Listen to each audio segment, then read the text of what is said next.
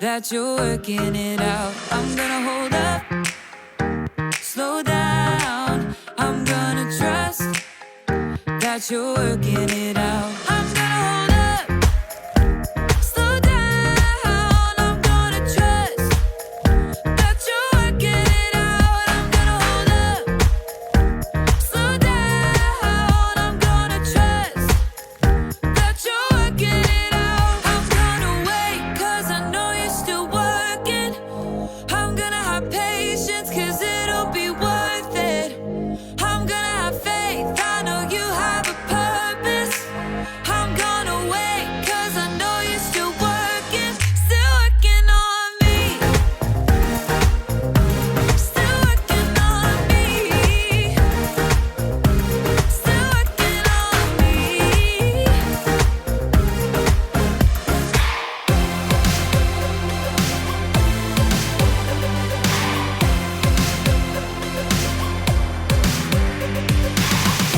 You are everything to me.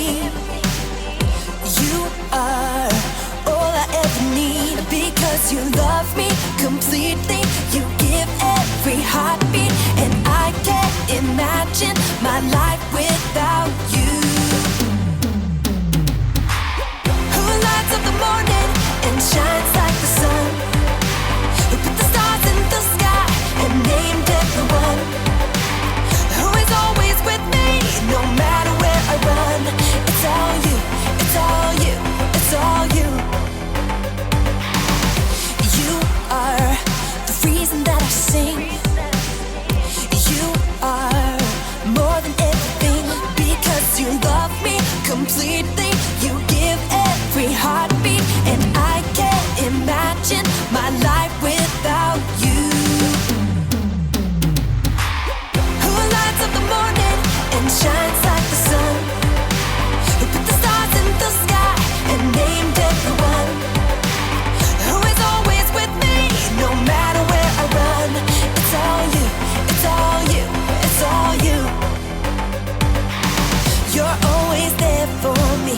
You're with me constantly, every night and day. And I know I can trust in your unfailing love. That's why I can say, who lights up the morning and shines like the sun? Who put the stars in the sky and named everyone? Who is always with me, no matter where I run? It's all you, it's all you, it's all you, it's all you. Who lights up the morning and shines like the sun? Who put the stars in the sky and named everyone? Who is always with me, no matter where I run? It's all you, it's all you, it's all you.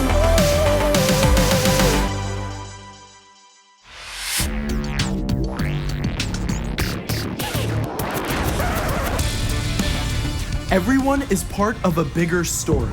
It's a bigger story than you can imagine. It's a big story about a really big God. Discover the story that shows you the character of God.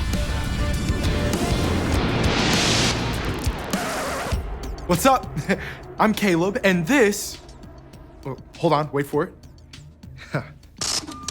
This is my Bible. And the Bible isn't just a handful of stories. No, it's an entire library. History, poetry, dreams, eyewitness accounts, and all of it fits together to tell one big story.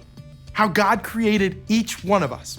How he loves us so much that he's made a way for us to live with him forever.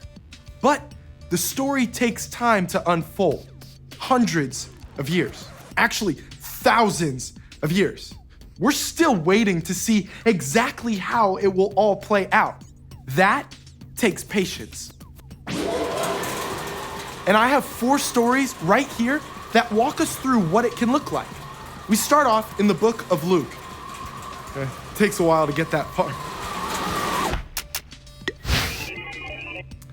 Here, we meet a man named Simeon, who has been serving and worshiping God his whole life. In fact, God's Spirit has given Simeon an incredible promise. You will not die before you see the one God is sending to save us. What? That's amazing! Incredible!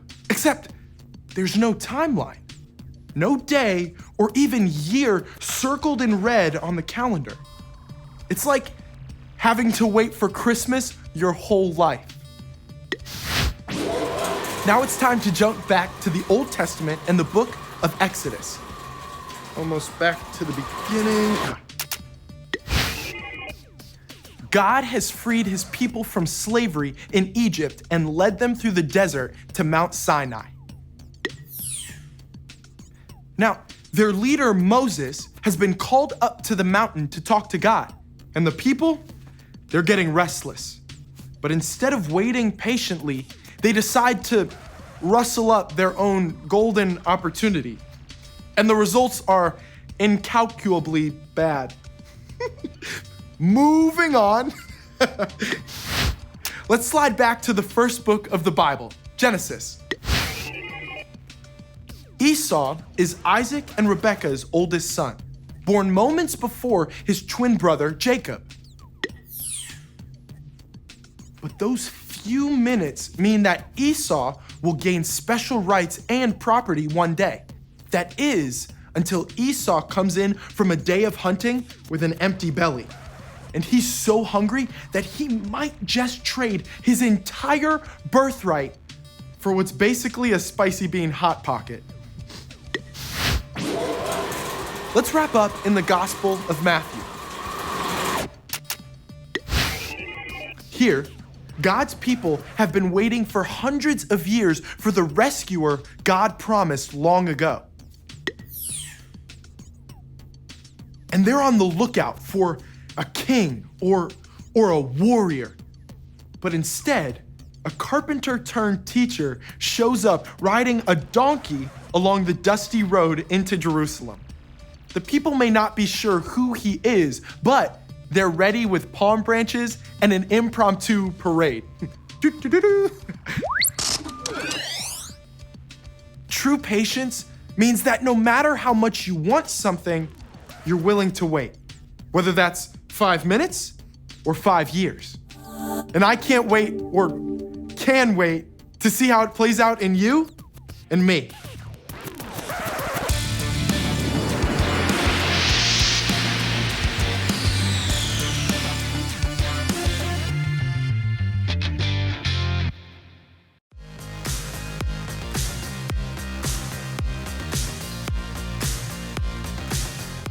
Bon appetit, everyone! My name is Graham. I'm dressed like this because I want to know what it feels like to be a real chef. I want to be able to bake a cake that's as tall as me. I want to make chocolate chip cookies that are so gooey the chocolate stretches a full 6 feet. I want to understand what fondant is. Fondant? Fondant? I want to be able to say the word fondant. But like most things in life, becoming a real chef takes time. It takes patience. Patience is waiting until later for what you want now. And I know a thing or two about patience. I signed up for a baking class 6 weeks ago that wasn't supposed to start until today, so I have to wait. And today I found out that the class has been postponed for another 2 weeks because our teacher is sick. It looks like she's going to be okay, but still, I have to wait some more. So now I'm wondering, what if I never get to go to class? What if it gets postponed again and again and again? What if it stays this way forever? The longer I have to wait, the harder it gets. If only there was some way to make the waiting not feel so hard. Maybe there is a way. In today's story, we'll learn about a guy named Simeon who had to wait a long time for God to keep his promise. But Simeon didn't have to wait alone. So, I guess I'll see you soon. I'll just wait here. Oh man, I could really go for one of those gooey chocolate chip cookies right about now. Chocolate. The Bible, It's 66 books of history, stories, letters, and poetry that fit together to form God's one big story. The epic adventure of how He created us and loves us so much that He made a way to rescue us. As we travel through the Bible, from Genesis to Revelation, we discover people who met God and found their lives changed forever. Now, for an amazing story, inspired by the book of Luke, chapter 2, verses 25 through 35. The birth of Jesus was unusual in many ways. He entered the world in a shelter with the animals and was celebrated by an entire host of angels. Glory to God in the highest. But Mary and Joseph cared for Jesus as with any child. When he was about 6 weeks old, they prepared to present him to the Lord at the temple. The law says we must offer a sacrifice of 2 pigeons. Or doves. How is he 6 weeks old already? But as Mary and Joseph set out for Jerusalem with their firstborn son, someone was already waiting for them. A man named Simeon, and their stories were about to collide. Simeon had grown up in Jerusalem, faithfully worshiping God. He prayed daily. Lord, help me understand your law. Help me serve you with my whole life. Simeon would have studied the scriptures, words from the prophets from hundreds of years before. The people who are now living in darkness will see a great light. They are now living in a very dark land, but a light will shine on them. What light, Lord? Over the years, Simeon continued to pray, to worship, and to seek God in the temple. God's Holy Spirit was with him. And one day, the Spirit made Simeon a promise. You will not die before you see the Lord's Messiah. Me? With my own eyes? Thank you, Lord. Simeon believed the promise and waited in joyful expectation. Will it be today, Lord? Simeon waited some more. Will it be this year, Lord? And then he waited still more. How about this decade? We aren't quite sure how long Simeon had to wait, but when his hair turned snow white, he was still waiting. Soon, Lord. Today, at last, Simeon received a new response. A temple courtyard? I'm on my way. Where's my cloak? My walking stick? God's Spirit led Simeon straight up to the Temple Mount and into the courtyard.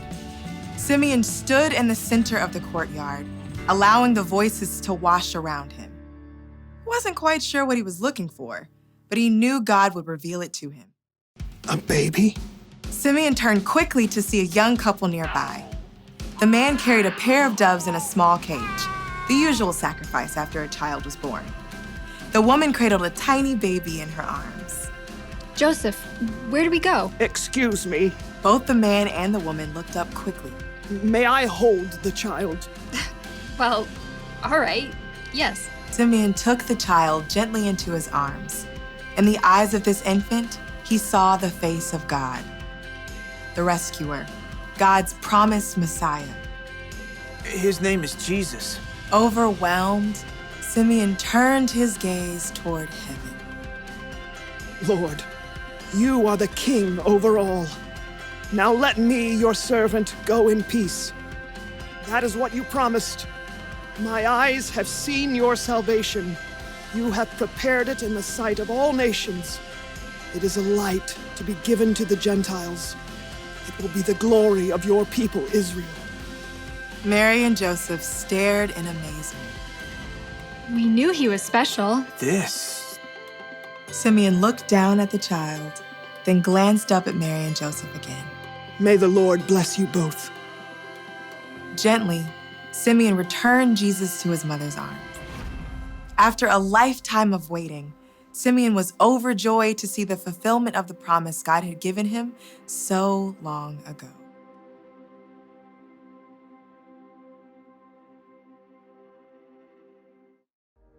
We don't know for sure how long Simeon had to wait before he got to see Jesus, but it's possible he had to wait for years.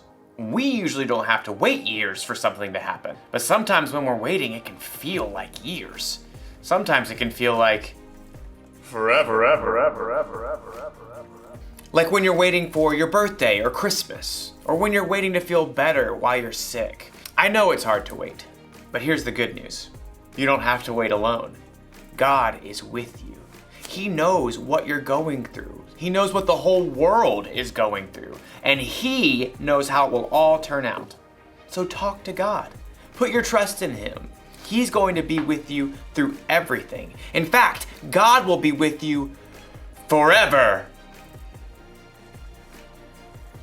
So, that's the one thing to remember today. When you have to wait, remember God is with you. I still have to wait for my first baking class. Maybe it'll happen in 2 weeks, maybe longer. But no matter what, I won't be waiting alone. God will be with me. I'll see you next time. Hopefully I'll have some gooey chocolate chip cookies for us to try by then. I wonder if the goo will stretch from me to you. I can't wait to find out. See you then.